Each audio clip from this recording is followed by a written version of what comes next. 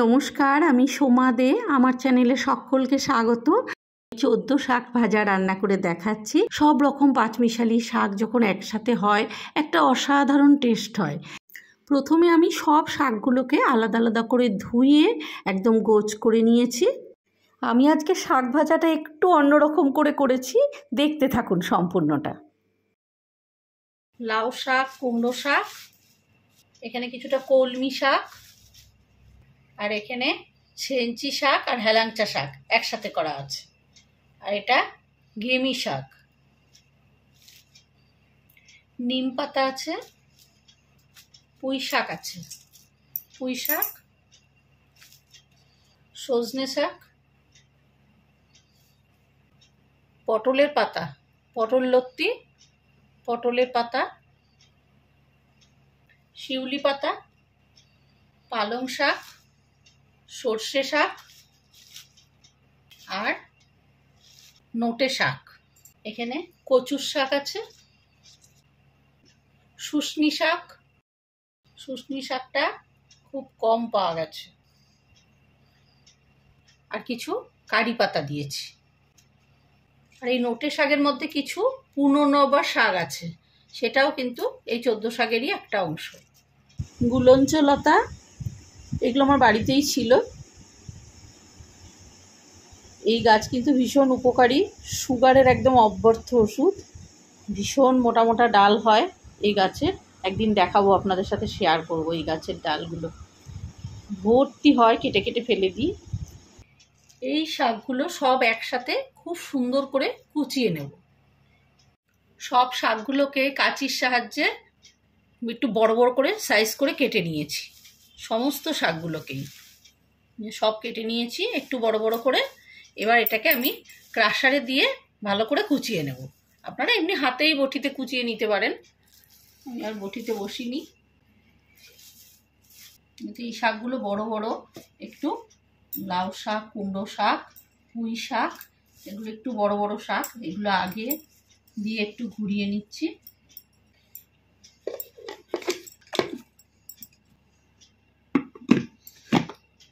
Just একবার দুবার করে প্রেস করলেই পুরোটা খুব সুন্দরভাবে কুচিয়ে যাবে।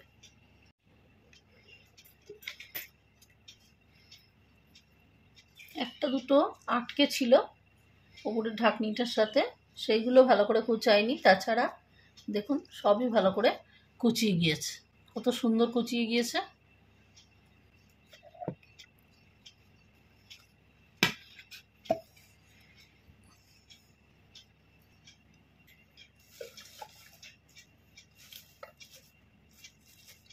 বাকি শাকগুলো এক এক করে সবকটা এইভাবে কুচিয়ে নিচ্ছি।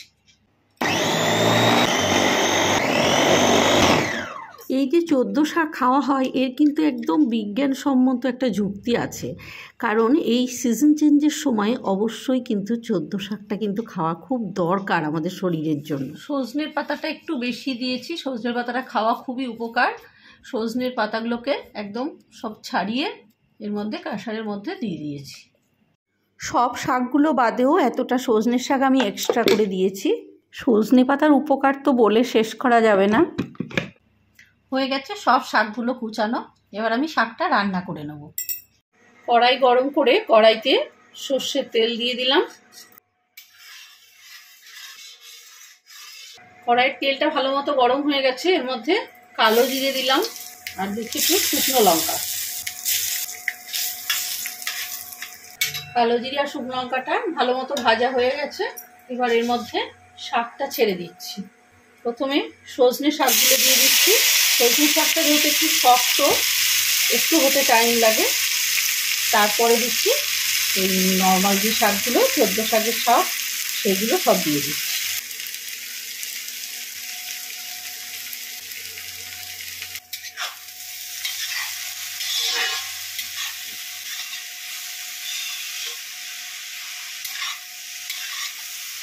শাকটাকে বেশ নাড়াচাড়া করে ভালো মতো ভেজে নিচ্ছি। শাকটা একটু নাড়াচাড়া করার পরে এর মধ্যে লবণ দিয়ে দিলাম। 1 চামচ লবণ দিলাম। শাকের পরিমাণ বুঝে আপনারা লবণ দেবেন অবশ্যই। হলুদ দিলাম হাফ চামচের একটু বেশি বেশি।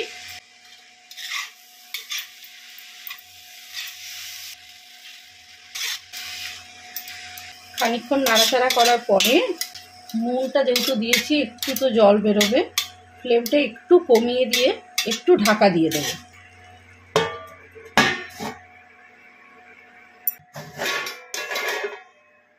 অবশ্যই ভিডিওটা কিন্তু একদম শেষ পর্যন্ত দেখবেন।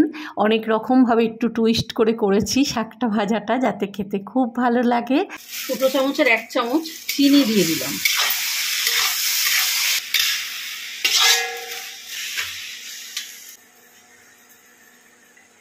দেশি ঘি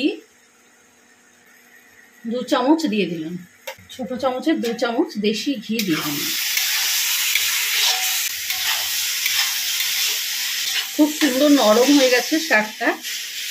ফ্লেমটা লোতে দিয়ে ঢাকা দেওয়া ছিল, সেই জন্য অনেকটা জল বেরিয়েছিল শাকটা দিয়ে। শাকটা খুব সুন্দর নরম হয়ে গেছে। ফ্লেমটা এখন একটু বাড়িয়ে দিয়ে নাড়াচাড়া করলাম। এবার আবার একটু কমিয়ে দেব। একটু গরম মশলা দিয়ে দিলাম, অল্প একটু হাফ চামচ মতো, হাফ চামচের থেকে একটু কম গরম মশলা দিয়ে দিলাম। ফ্লেমটা লোতে আছে। গরম মশলার গন্ধটা একটু ভালো করে শাকটায় ধরুক। এটা গরম মশলা শাকে হিসাব মতো দেওয়ার দরকার হয় না, কিন্তু যেহেতু পাঁচমিশালি শাক, একটু সজনে শাকের পরিমাণটা বেশি আছে, সেই জন্য একটু গরম মশলা দিলাম, যাতে গন্ধটা, সজনে শাকের গন্ধটা না লাগে। অল্প একটু গরম মশলা দিলে খেতে ভালো লাগবে। আমরা এমনিতেই কোনো পালং শাক বা অন্য কোনো শাকের ঘন্ট রান্না করলে তখন দিয়েই থাকি একটু গরম মশলা, ঘি।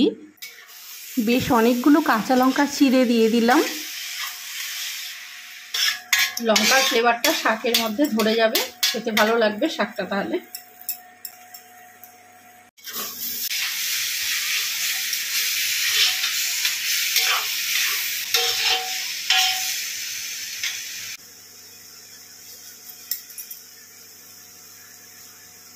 কসুরি মেথি অল্প করে দিয়ে দিলাম, আর দিলাম একদম ফ্রেশ ধনেপাতা।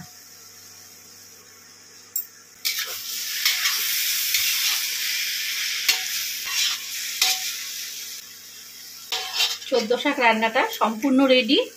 আমি ওভেনের ফ্লেমটা অফ করে দিচ্ছি। খানিকক্ষণ গরম কড়াইয়ের উপরে রেখে দিয়ে তারপরে পরিবেশন করব। আপনি বিশ্বাস করবেন না, এত সুন্দর হয়েছে শাকটা আজকে, দারুণ হয়েছে। গরম ভাতের সাথে যখন আমরা খেলাম, শাকটা কিন্তু দারুণ হয়েছে। অবশ্যই এইভাবে রান্না করবেন 14 শাক। আর ভিডিওটা ভালো লাগলে লাইক, শেয়ার, কমেন্ট করতে ভুলবেন না। ফেসবুকের বন্ধুরাও পেজটাকে অবশ্যই লাইক করে ফলো করে দেবেন। সকলে সাবস্ক্রাইব করবেন চ্যানেলটাকে। সকলকে শুভ দীপাবলির শুভেচ্ছা জানালাম। সবাই খুব ভালো থাকবেন। নমস্কার।